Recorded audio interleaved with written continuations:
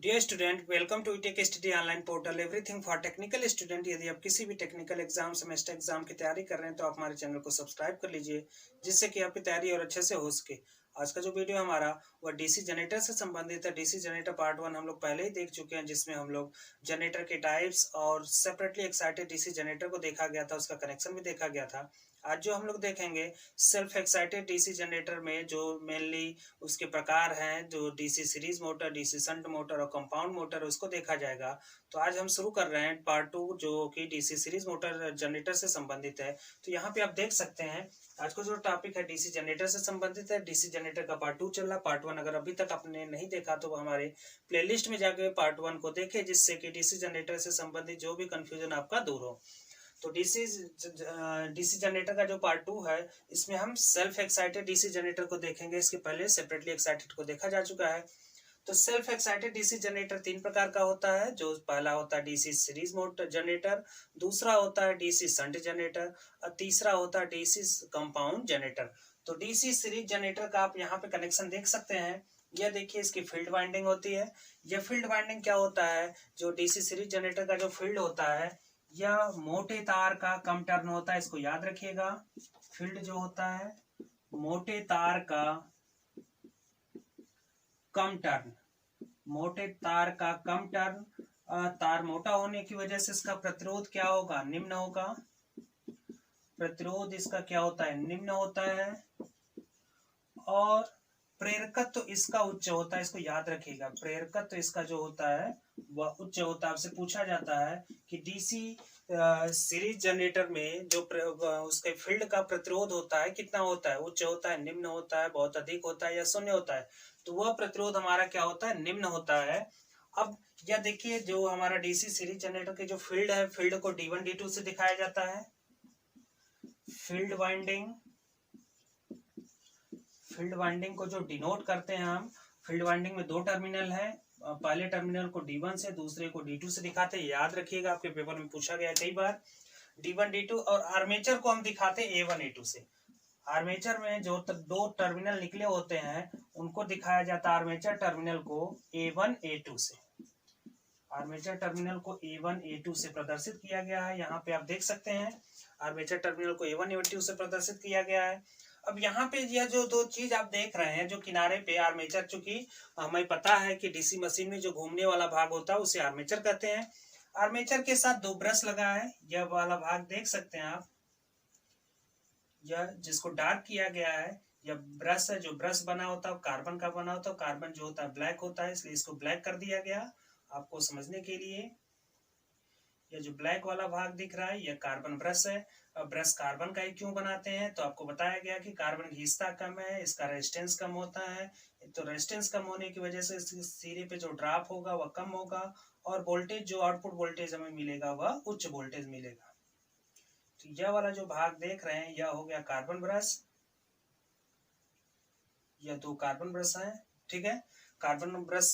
तो यहाँ पे देख रहे हैं कि A1 A2। अब चूंकि हमारा जैसे ही जनरेटर का आर्मेचर घूमेगा, आर्मेचर में इंड्यूस्ड ईएमएफ जनरेट होगा, तो ये जो है, ये को हम लिख सकते हैं कि यह क्या है, उत्पन्न,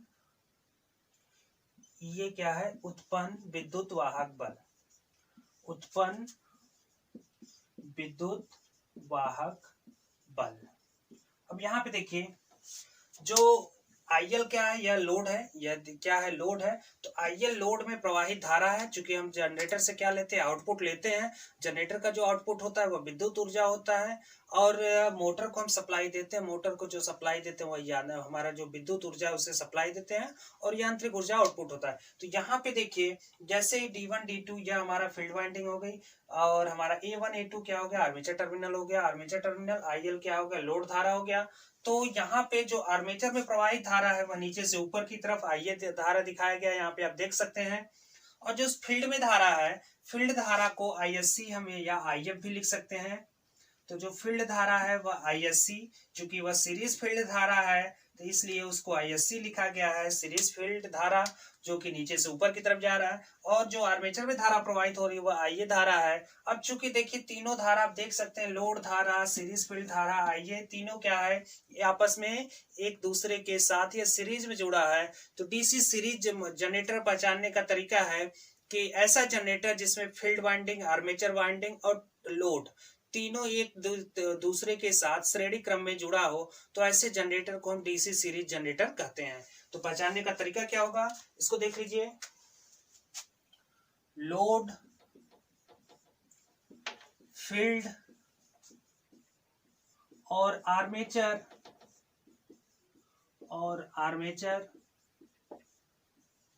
श्रेणी क्रम में जुड़ा होता है। आर्मेचर श्रेणी क्रम में जुड़ा होता है, ठीक है। आपसे पूछा जा सकता है कि आप कैसे पहचानेंगे कोई जनरेटर DC सीरीज जनरेटर ही है, तो वहां पे आप क्या कहेंगे कि वह जनरेटर जिसमें लोड, आप यहाँ देख भी सकते हैं कि लोड के साथ श्रेणी में फील्ड जो सीरीज फील्ड है, और इस फील्ड के श्रेणी क्रम में हमारा आर्मेचर, ये तीनों आपस में एक दूसरे के साथ श्रेणी क्रम में जुड़े हैं। और श्रेणी क्रम में जुड़े होने की वजह से इसे हम क्या कहेंगे, DC सीरीज जनरेटर कहेंगे। इसका जो वाइंडिंग है, यहाँ पे टर्नों की संख्या जो 2 से 3 होती है, इसको याद रखिएगा। कभी कभी पूछा जाता है कि DC सीरीज जनरेटर, या कह सकते हैं कि DC मशीन में जो सीरीज फील्ड वाइंडिंग होता है उसमें टर्न की संख्या कितनी होती है। तो टर्न जो होता है कम होता है, मोटे तार का बना होता है, मोटे तार का बना होने की वजह से इसका जो रेजिस्टेंस होगा वह कम होगा, तो प्रतिरोध इसका निम्न होता है, लेकिन प्रेरकत्व क्या होता है, इसका उच्च होता है। इसको याद रखिएगा। अब यहाँ पे देखिए, तो हम कह सकते हैं कि दिए गए कनेक्शन से, डायग्राम से, IA यानी आर्मेचर धारा, ISC यानी फील्ड धारा और IL यानी लोड धारा, यह क्या है, बराबर है आपस में, सब एक दूसरे के बराबर है, क्योंकि तीनों श्रेणी क्रम में जुड़े हैं। तो श्रेणी क्रम की जो प्रॉपर्टी होती है, हमें पता है कि श्रेणी क्रम में चाहे जितने भी कह सकते हैं कि डिवाइस या लोड लगे हुए हैं, अगर सब श्रेणी क्रम में लगे हैं तो सब में धारा क्या होगी, समान होगी। तो सब में धारा क्या हो गया, समान हो गया। अब इनका जब मान निकालेंगे तो यहाँ पे देखिए, इस फील्ड का भी धारा है, तो यहाँ फील्ड में फील्ड का रेजिस्टेंस है जिसे हम RSC कहेंगे। क्योंकि यह सीरीज फील्ड है तो इसका जो रेजिस्टेंस होगा RSC होगा, ठीक है। यह आर्मेचर है तो आर्मेचर का जो रेजिस्टेंस होगा इसको RA से दिखाएंगे, और यह लोड है तो लोड का जो रेजिस्टेंस होगा उसे RL से दिखाएंगे। तो अगर हमें निकालना हो कि बताइए कि IA कितना होगा, या ISC कितना होगा, या IL कितना होगा, चूंकि यह तीनों बराबर होगा तो यह बराबर हो जाएगा। हम डायरेक्ट यहां से लिख दे रहे हैं, IL लोड धारा इज इक्वल टू उत्पन्न EMF, जो कि I बराबर क्या होता है, V अपॉन R। ओम के नियम से I बराबर क्या होता है, V अपॉन R होता है। V क्या है, वोल्टेज। तो यहाँ पे उत्पन्न वोल्टेज कितना है, EA।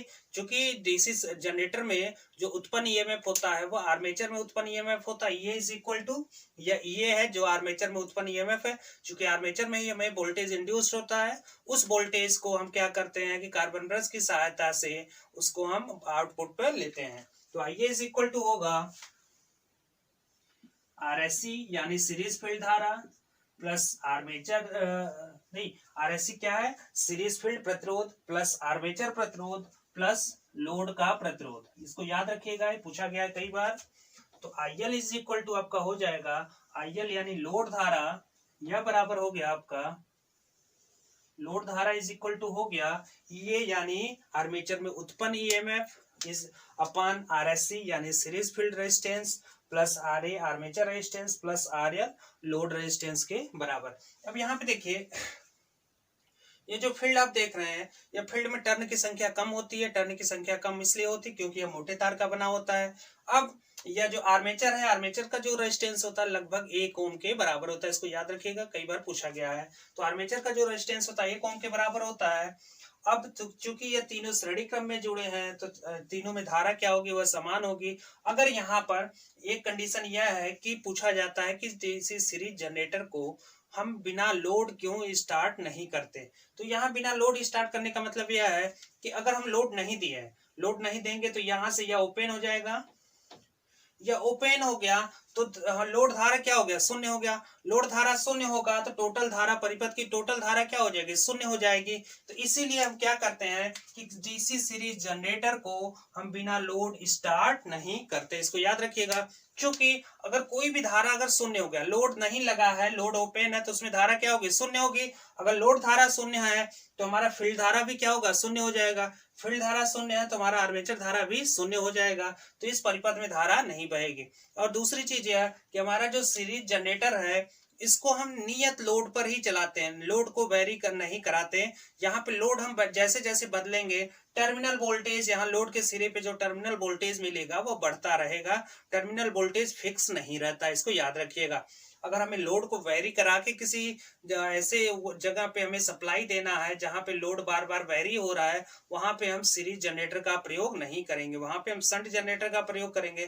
क्योंकि शंट जनरेटर का जो लोड होता है, जो टर्मिनल वोल्टेज होता है, वह फिक्स होता है। तो इसको हम क्या करेंगे, परिवर्ती लोड पर नहीं चलाते, इसे नियत लोड पर इस जनरेटर का प्रयोग किया जाता है। क्योंकि परिवर्ती लोड पर जैसे जैसे लोड को हम बदलेंगे, इसके सिरे पे, लोड के सिरे पे जो टर्मिनल वोल्टेज मिलेगा वह भी वेरी करेगा। इसलिए हम हमेशा क्या करते हैं, डीसी सीरीज जनरेटर को फिक्स लोड पर या नियत लोड पर चलाते हैं। दूसरा चीज यह कि इसको कभी भी ऑफ लोड या बिना लोड स्टार्ट नहीं किया जाएगा, क्योंकि बिना लोड इसको स्टार्ट करेंगे तो उस अवस्था में लोड धारा शून्य हो गया, लोड धारा शून्य होगा तो फील्ड धारा भी शून्य होगा, फील्ड धारा शून्य होने की वजह से आर्मेचर धारा शून्य हो गया, पूरे परिपथ की धारा क्या हो जाएगी, शून्य हो जाएगी। तो और डीसी सीरीज जनरेटर का उपयोग कहाँ करते हैं, बूस्टर में सप्लाई के लिए इसका प्रयोग किया जाता है, इसको याद रखिएगा। इसका प्रयोग बूस्टर में सप्लाई के लिए किया जाता है। कई बार पूछा गया है कि डीसी सीरीज जनरेटर का उपयोग हम कहाँ करते हैं, तो डीसी सीरीज जनरेटर का उपयोग बूस्टर में सप्लाई के लिए इसका प्रयोग किया जाता है। बूस्टर को सप्लाई देने के लिए हम जहाँ पे नियत लोड हो, फिक्स लोड के केस में जहाँ पे सप्लाई की आवश्यकता होगी वहां पे हम डीसी सीरीज जनरेटर का ही प्रयोग करेंगे। तो एक एग्जांपल इसका हो गया जहाँ पे इसका एप्लीकेशन है, तो बूस्टर को सप्लाई देने के लिए या फिक्स लोड पर सप्लाई देने के लिए हम डीसी सीरीज जनरेटर का प्रयोग करेंगे। लोड को वेरी कराना तो उस अवस्था में हम डीसी शन जनरेटर का उपयोग करेंगे। तो आप इसका स्क्रीनशॉट ले लीजिए।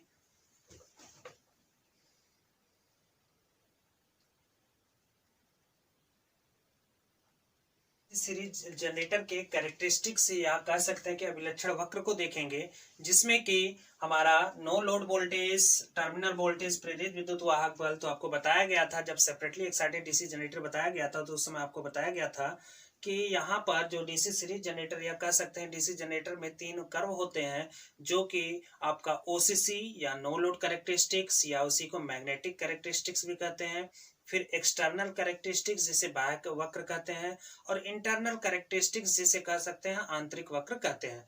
तो जो हमारा मैग्नेटिक कैरेक्टरिस्टिक्स या ओसीसी या ओपन सर्किट कैरेक्टरिस्टिक्स होता है, यह हमारा नो लोड वोल्टेज और लोड धारा के बीच खींचा जाता है। जो बाह्य कैरेक्टरिस्टिक्स होता है यह हमारा टर्मिनल वोल्टेज और लोड धारा के बीच खींचा जाता है। और जो इंटरनल कैरेक्टरिस्टिक्स होता है यह हमारा उत्पन्न वोल्टेज और आर्मेचर धारा या लोड धारा के बीच खींचा जाता है। तो तीनों ग्राफ आपको एक जो तीनों का वक्र है या तीनों कैरेक्टरिस्टिक्स है हमारा डीसी सीरीज जनरेटर का, जैसे ओपन सर्किट कैरेक्टरिस्टिक्स जिसे मैग्नेटिक कर्व भी कहते हैं, और एक्सटर्नल कैरेक्टरिस्टिक्स और इंटरनल कैरेक्टरिस्टिक्स, तीनों कर्व को एक ही ग्राफ में आपको दिखाया गया है। तो आप देख सकते हैं जो सबसे ऊपर वाला भाग है या चुंबकीय वक्र है जिसे हम ओपन सर्किट कैरेक्टरिस्टिक्स भी कहते हैं या नो लोड कर्व भी कहते हैं, तो इसका जो दूसरा नाम होगा इसको नो लोड कर्व भी कहते हैं, इसको याद रखिएगा।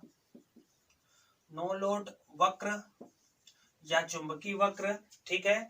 और जो बीच वाला यहाँ पे देख रहे हैं यह आंतरिक अभिलक्षण वक्र है, जो कि हमारा प्रेरित विद्युत वाहक बल और लोड धारा के बीच खींचा गया है। और नीचे जो देख रहे हैं कि बाह्य अभिलक्षण वक्र है, जो हमारा टर्मिनल वोल्टेज और लोड धारा के बीच खींचा गया है। तो यहाँ पे आप देख सकते हैं कि जब हमारा जैसे ये सप्लाई देंगे, नो लोड कर्व क्या होता है, नो लोड की स्थिति क्या होती है, जब उसको लोड नहीं दिया गया, लोड न देने की स्थिति में जैसे जैसे लोड धारा बढ़ेगा उस अवस्था में क्या होगा, उसका टर्मिनल वोल्टेज बढ़ेगा, तो इसलिए आप देख सकते हैं कि सबसे ऊपर जो पोजीशन है हमारा वह ओसीसी या ओपन सर्किट कैरेक्टरिस्टिक्स या चुंबकीय वक्र का है, जो कि सबसे ऊपर है। इसको ए पॉइंट द्वारा दर्शाया गया है। अब जैसे ही अब दूसरी स्थिति क्या हो रही है कि जब हम इसको आंतरिक वक्र जब जनरेटेड ईएमएफ, जब आर्मेचर में उत्पन्न ईएमएफ हो गया और आर्मेचर धारा के बीच का जब ग्राफ खींचेंगे तो जैसे जनरेटेड ईएमएफ वहां पे जनरेट होगा, आर्मेचर में धारा बहेगी, तो वहां पे आर्मेचर प्रतिक्रिया होगा, आर्मेचर प्रतिक्रिया के कारण ड्रॉप होगा। तो बी जो पोजीशन है वह आंतरिक अभिलक्षण वक्र है, जो कि चुंबकीय वक्र से नीचे रखा गया। क्यों नीचे रखा गया? क्योंकि आर्मेचर प्रतिक्रिया ड्रॉप के कारण जैसे ही आर्मेचर में वोल्टेज उत्पन्न होगा, इंड्यूस्ड होगा, और वह वोल्टेज उत्पन्न होने के कारण वहां पे आर्मेचर प्रतिक्रिया होगी। आर्मेचर प्रतिक्रिया के कारण क्या होता है? लॉसेस होते हैं। आर्मेचर प्रतिक्रिया आपको बताया जाएगा आगे कि आर्मेचर रिएक्शन होता क्या है। आर्मेचर रिएक्शन का ड्रॉप यह है कि यह वोल्टेज को कम कर देता है, वोल्टेज को रिड्यूस कर देता है। तो यहाँ पे देखिए यह तो हो गया हमारा ओसीसी कर्व। अब जैसे ही आर्मेचर में वोल्टेज उत्पन्न होगा, यह जो वक्र यहाँ था अब उसकी पोजीशन यहाँ हो गई। क्यों? क्योंकि आर्मेचर प्रतिक्रिया ड्रॉप के कारण। तो दोनों के बीच का जो डिस्टेंस है, दूरी है, इसको आर्मेचर प्रतिक्रिया ड्रॉप के द्वारा दिखाया गया है। और जो थर्ड पोजीशन है बाह्य लाक्षणिक वक्र, जो टर्मिनल वोल्टेज और लोड धारा के बीच खींचा गया है, यह क्या होगा कि इसकी जो पोजीशन होगी, जो टर्मिनल वोल्टेज और लोड धारा, जैसे जैसे लोड को बढ़ाएंगे टर्मिनल वोल्टेज बढ़ेगा, लेकिन एक स्थिति ऐसी आ जाएगी जिसे संतृप्त पोजीशन कहेंगे या सैचुरेशन पॉइंट कहेंगे। उस स्थिति पर आने के बाद हमारा वोल्टेज क्या है? घट रहा है। संतृप्त पॉइंट या सैचुरेशन पॉइंट पर आने के बाद जो फील्ड पोल है हमारा पूर्णतः हुआ मैग्नेटाइज हो गया या चुंबकित हो गया। चुंबकित होने के बाद चाहे लोड हम चाहे जितना बढ़ा लें, अब वहां पे टर्मिनल वोल्टेज नहीं बढ़ेगा और एक समय के बाद वहां पे फ्लक्स क्या होता है? रिड्यूस होता है। और फ्लक्स रिड्यूस होने के कारण उसका टर्मिनल वोल्टेज क्या होता है? कम हो जाता है। तो वहां पे जो ड्रॉप होगा ओमी वोल्टेज ड्रॉप, तो उसकी जो पोजीशन होंगे बाह्य अभिलाक्षणिक वक्र का, यह सबसे नीचे रखा गया, क्योंकि अब पहली पोजीशन यहाँ थी, उस समय ना आर्मेचर रिएक्शन ड्रॉप था ना ओमी वोल्टेज ड्रॉप था। अब सेकेंड पोजीशन हो गया आंतरिक अभिलाक्षण वक्र। आंतरिक अभिलाक्षण वक्र में क्या हो गया कि जो हमारा जनरेटेड ईएमएफ है उसके कारण आर्मेचर में इंड्यूस्ड ईएमएफ है, वहां पे आर्मेचर रिएक्शन होगा, तो वोल्टेज यहाँ से यहाँ हो गया, इतना क्या हो गया? डिस्टेंस हमारा कम हो गया, जो कि आर्मेचर प्रतिक्रिया के कारण हुआ है। अब जैसे ही टर्मिनल वोल्टेज और लोड धारा के बीच हम ग्राफ खींचेंगे तो एक समय आएगा कि चाहे लोड हम जितना बढ़ा लें, हमारा फील्ड पोल क्या है? वह पूर्णतः मैग्नेटाइज हो चुका है, और मैग्नेटाइज होने के कारण वह सैचुरेशन पॉइंट पे पहुंच गया। तो चाहे हम लोड धारा जितना बढ़ा ले, अब हमारा टर्मिनल वोल्टेज नहीं बढ़ेगा, और कुछ समय बाद फ्लक्स रिड्यूस होता है, तो टर्मिनल वोल्टेज भी देखिए नीचे की तरफ रिड्यूस हो रहा है। तो यहाँ पे जो वोल्टेज ड्रॉप होगा वह ओमी वोल्टेज ड्रॉप होगा। तो यह देख सकते हैं कि डीसी जनरेटर का कैरेक्टरिस्टिक्स है, जिसमें एक ही ग्राफ में तीनों कैरेक्टरिस्टिक्स को हम देख चुके हैं, जो ओसीसी जिसे ओपन सर्किट कैरेक्टरिस्टिक्स कहते हैं या नो लोड कर्व भी कहते हैं, और इसी को मैग्नेटिक कर्व भी कहते हैं। दूसरा हो गया बाह्य अभिलक्षण वक्र, जो कि हमारा टर्मिनल वोल्टेज और लोड धारा के बीच खींचा गया। और तीसरा हो गया आंतरिक अभिलक्षण वक्र, जो कि जनरेटेड ईएमएफ और आर्मेचर धारा या लोड धारा के बीच खींचा गया है। तो इसका स्क्रीनशॉट आप लोग ले लीजिए।